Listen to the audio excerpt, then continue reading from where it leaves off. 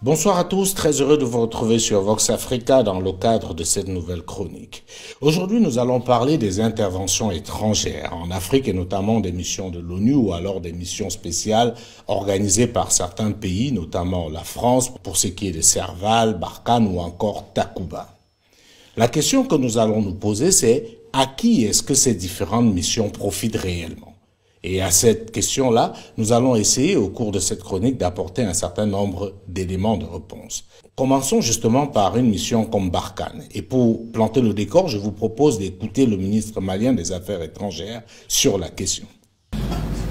Même pour que le Mali puisse s'armer, mais il y avait une sorte d'embargo de fait. Certains ont dit oui, vous avez changé de partenaire. Mais le partenaire qu'on a ne nous permet pas d'avancer. Ils étaient là pour pouvoir nous fragiliser et nous diminuer pour pouvoir avoir leur intérêt. Mais on va là où on trouve nos intérêts. L'opération Barkhane qui était là, c'était 2 millions d'euros par jour. 1,3 milliard de francs CFA par jour. 9 ans. 9 ans. La France n'a pas donné un seul hélicoptère au Mali dans cette période.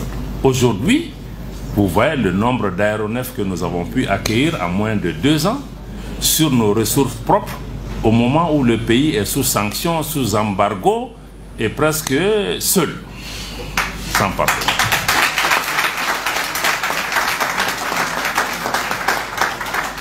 Mais il fallait sortir de ces accords, sinon on n'allait jamais pouvoir arriver là. Sans compter ces pays qui contrôlent la BCEAO, ces institutions, même si on a l'argent, si on veut acheter des choses, ils vont aller bloquer. Quand on écoute cela, on a envie de se retourner, parce qu'on se demande, avec tellement de moyens mobilisés, comment en 10 ans, Barkhane n'a pu apporter aucun résultat au Mali. Au contraire, on a l'impression que tout ce financement a plutôt servi à faire progresser le terrorisme dans la région. Au moment où l'armée française intervient au Mali, on l'a dit plusieurs fois, le terrorisme est cantonné uniquement au nord du Mali. Mais au départ de Barkhane, le terrorisme couvrait presque 80% du territoire malien. Je vous dis, ça fait 9 ans. Vous avez l'armée malienne qui, disait-il, on faisait monter en puissance. Vous avez Barkhane, vous avez G5 Sahel, vous avez Takuba, vous avez EUTM. Tous, vous avez ECAP, mais des villages entiers étaient décimés. Des villages sont brûlés, des femmes enceintes avec leurs enfants.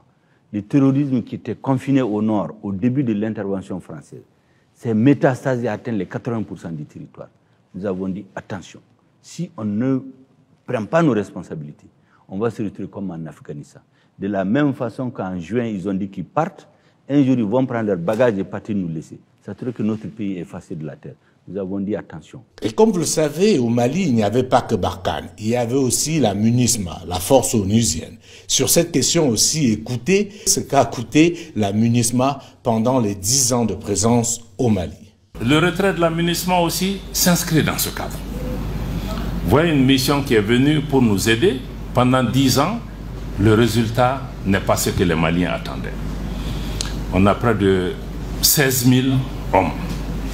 La MINUSMA aussi, c'est 1,3 milliard de dollars par an. Hein? Près de 600 milliards sur 10 ans. Sur ces 600 milliards, combien sont même donnés aux Maliens? Si on nous disait même que, bon, écoutez, prenez 20% de ça, nous, on va même partir. Nous, on se serait battu.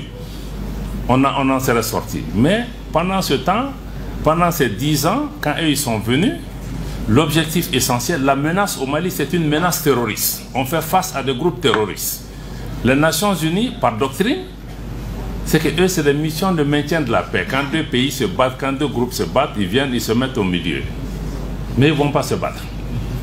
Quand les terroristes passent, ils disent que non, ce n'est pas vous qui nous intéressez, nous, on s'occupe d'autres choses ici. Bon, on a dit qu'après 10 ans, nous, aujourd'hui, la menace est terroriste, c'est le terrorisme qui nous tue, c'est le terrorisme qui est partout dans notre pays. Si vous voulez nous aider, vous nous aidez à lutter contre le terrorisme. Mais si vous ne pouvez pas faire ça, il faut au moins nous laisser. Nous, on est en train de lutter contre les terroristes. Pendant ce temps, chaque jour, il y a un rapport qui sort, Moura, on a tué ceci, on a tué des peuls, on a... Donc, non seulement ils ne nous laissent pas faire le travail qu'on veut faire pour lutter contre les terroristes, Mais ils ont commencé à constituer un obstacle pour faire ce que nous voulons faire. Donc on a dit à un moment, il faut qu'on en tire la conclusion. Il faut qu'on en tire la conclusion, qu'on y mette fin, mais ne nous trompons pas. Quand on dit l'amunissement part aussi, bon, on reconnaît les sacrifices. Il y a eu plusieurs centaines de soldats qui sont morts. Les soldats qui sont morts aussi, 95% viennent des pays africains. Ce n'est pas les autres là qui viennent mourir. Hein. Ils viennent, ils sont dans leur drone, ils sont dans leur truc comme dans une université pour étudier ce qui se passe. Mais ce sont nos frères burkinabés, nigériens et autres qui sont morts. Et qui décide à l'amunissement? Mais ce ne sont pas ces 95%. C'est d'autres puissances tapis dans l'ombre qui décident. Alors ce qui est frappant, c'est que tous ces moyens, tout cet argent a été dépensé pendant plus de 10 ans pour rien. Et j'ai envie de dire, pour aggraver le terrorisme dans le Sahel. Ce qui est regrettable, c'est que les Nations Unies, malgré le fait que cette recette a démontré ses limites et ne fonctionne pas, continue dans la plupart des pays africains à faire exactement la même chose. Comment comprendre qu'on décide d'avoir des missions de maintien de la paix dans des pays en guerre?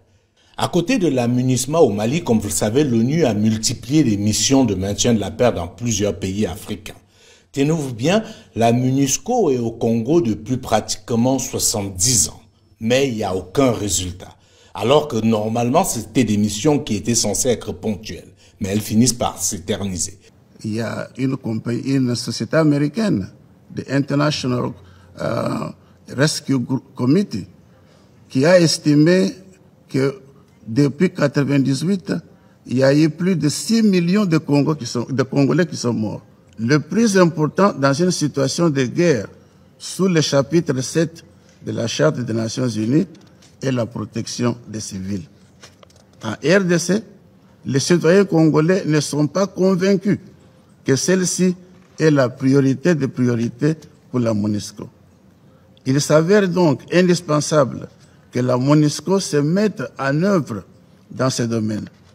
Une posture robuste et offensive est aussi nécessaire, car une MONUSCO qui ne serait pas en mesure de s'imposer et de dissuader sur le terrain aura beaucoup de mal à s'acquitter de sa mission et de son mandat de protection des civils. Pour ce faire, la RDC demande au Conseil de sécurité d'allouer à la MONUSCO des moyens suffisants, d'actualiser l'armement, les hélicoptères et d'élever les standards des équipements. On se rappelle encore de la MINUSCA en République centrafricaine. Toutes ces missions n'ont produit aucun résultat palpable sur le terrain, mais ont coûté énormément d'argent aux pays africains et bien sûr aux pays donateurs. La sensibilité du sujet ne fait aucun doute au regard des débats longs qui ont été nécessaires pour aboutir au vote du texte proposé. Texte qui, pour la partie centrafricaine, est non satisfaisant, car ne prend pas en compte l'appréciation, les attentes de la République centrafricaine, ainsi que les impératifs d'une opération de maintien de la paix qui doit gagner davantage en efficacité.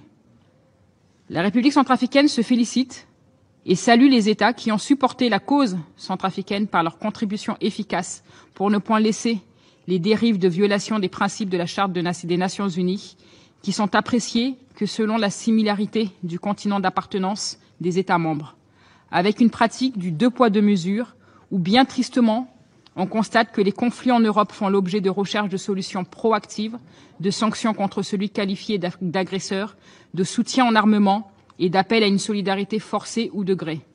Alors qu'en Afrique, les conflits sont sujets à tergiversation, avec des opérations de maintien de la paix dont les limites et l'inefficacité du fait de ne pas être en cohérence avec la situation ne sont plus à démontrer. Des missions avec des soldats, des casques bleus dépourvus de moyens et équipements adéquats pour faire face à des groupes armés surarmés. Dépourvus de proactivité avec des modalités d'engagement sur le terrain trop lourdes, où l'on voit des interventions de contingents arriver après les exactions. Je vous citerai deux cas. Le cas des maisons incendiées dans la localité de Kakabandoro en 2021, ou le cas également des religieuses qui se sont fait carboniser dans leur voiture par des groupes armés, et cela sous les regards de contingents impuissants. Pour revenir au cas de Kakabandoro, qui est un cas éloquent, je voudrais indiquer que lors de l'incendie des différentes maisons, le contingent en présence dans cette localité depuis de nombreuses années a été appelé au secours par la population. Mais ce contingent est arrivé sur les lieux des exactions que le lendemain. On a envie de se demander comment peut-on avoir une recette aussi maladroite et continuer à croire qu'on peut avoir un résultat différent. Comment peut-on faire la même chose chaque jour et espérer un résultat différent? Ces missions de maintien de la paix en pleine guerre ne s'expliquent nullement. Conséquence logique, vous avez des populations qui sont massacrées au vu et au su des militaires de l'ONU qui sont là, mais qui vous expliquent qu'ils ne peuvent pas intervenir parce que leur mandat, c'est un mandat de maintien de la paix. En d'autres termes, vous avez des gens qui vous agressent et pour venir vous aider, on vous envoie une force d'interposition qui en réalité ne s'interpose même pas. Elle a juste une présence sur le territoire et laisse ceux qui sont en train de vous agresser continuer à faire leur travail de manière beaucoup plus discrète, peut-être uniquement du fait de leur présence. Sachez que les opinions nationales et internationales observent et jugent la crédibilité des décisions prises au sein de ce Conseil. Le monde n'est que conflit, c'est-à-dire que tout comme la Société des Nations, il est urgent de repenser l'organe garant de la sécurité internationale. La réforme du Conseil de sécurité est devenue inévitable. Une représentation plus équilibrée de l'Afrique au sein du Conseil de sécurité ne pourra être que salutaire pour une sécurité internationale garantie. Il faut noter la responsabilité engagée de plusieurs puissants dans plusieurs théâtres de conflit au détriment des plus faibles. Je cite ici la Libye, l'Irak, la Palestine, l'Afghanistan, la République centrafricaine, le Tchad, et j'en passe. De même, la non-corrélation entre les discours humanitaires et les actions humanitaires, car nous sommes tous conscients ici que 80% des dons des imminents États contributeurs servent en premier lieu, non pas à la cause humaine, mais au fonctionnement des organismes prônant la cause humanitaire. L'humanitaire entretient l'humanitaire et la précarité de toute une population soumise qu'à des plans d'urgence humanitaire et non à des programmes de développement économique. De même, le projet de texte listant les bons offices de la MINUSCA jusque sur les domaines de souveraineté est preuve d'une volonté non pas de résoudre le conflit centrafricain, mais de l'entretenir, car nous savons aussi que l'accord de siège imposé et signé en 2014 en période d'extrême vulnérabilité maintient le pays dans une dépendance voulue, dans un souci de préservation de certaines hégémonies. Résoudre le conflit centrafricain n'est qu'une simple question de volonté politique des uns et des autres. En effet, Monsieur le Président, pour cela, il nous faut nous parler, et cela à hauteur d'homme. J'ai eu l'occasion de le dire, et je ne le répéterai pas assez. Il ne suffit pas de parler humanité, il nous faut pratiquer l'humanité et traiter les conflits dans leur contexte. Je dois avouer que cette façon de faire, notamment vis-à-vis de l'Afrique, laisse songeur.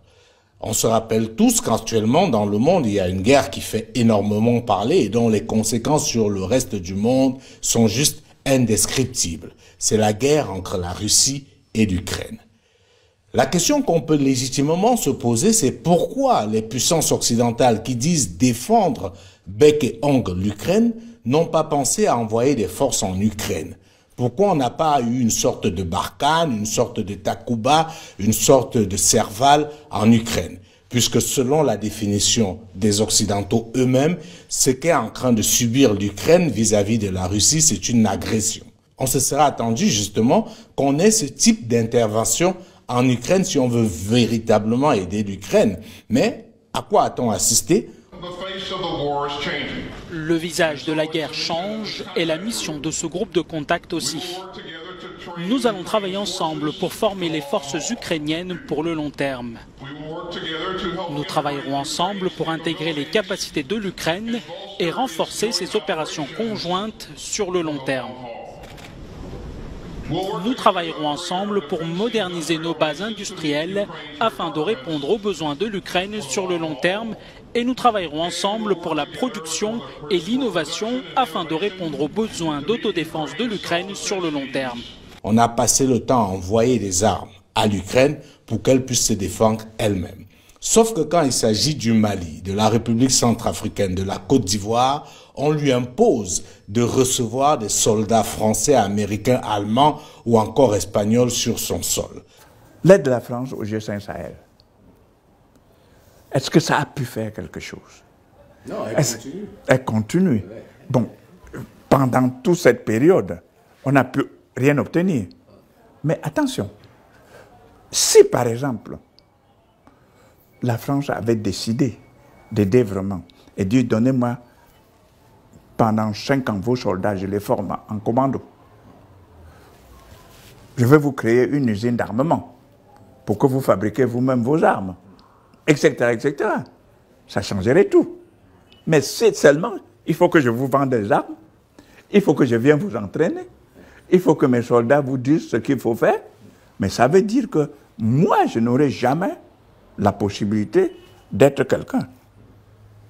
Et je prends l'ONU, MONUSCA, en République centrafricaine, 20 ans, sans résultat. Oh, il était possible. En République centrafricaine, on ne sait même pas fabriquer une cartouche. On aurait pu plutôt créer une école, une très haute école militaire, pour dire qu'au bout de 4 ans, 5 ans, vous serez capable de vous défendre par vous-même, d'avoir une armée. Mais pire, on va jusqu'à vous dire, à lui dire qu'on lui défend d'acheter des armes. Justement, la République centrafricaine est toujours sous embargo. Et l'ONU dit toujours que c'est une aide à la République centrafricaine. Il faut quand même être bête comme nous pour accepter cela dans ces conditions-là. Est-ce qu'il ne serait pas temps, justement, si on voulait vraiment aider les armées africaines, de leur donner des moyens? Parce qu'on sait très bien qu'en Afrique, il y a des soldats valeureux. On parle toujours de l'armée tchadienne, l'armée camerounaise, l'armée malienne et même l'armée du Niger, qui sont des armées qui ont des hommes extrêmement compétents, qualifiés et qui maîtrisent le terrain. Ils ont l'avantage de connaître le terrain. Est-ce qu'un soldat français peut mieux combattre les groupes djihadistes qu'un soldat malien? On sait très bien qu'il y a l'obstacle du climat, il y a la barrière de la langue. Alors, pourquoi est-ce qu'on impose des hommes au sol dans ces zones de conflit?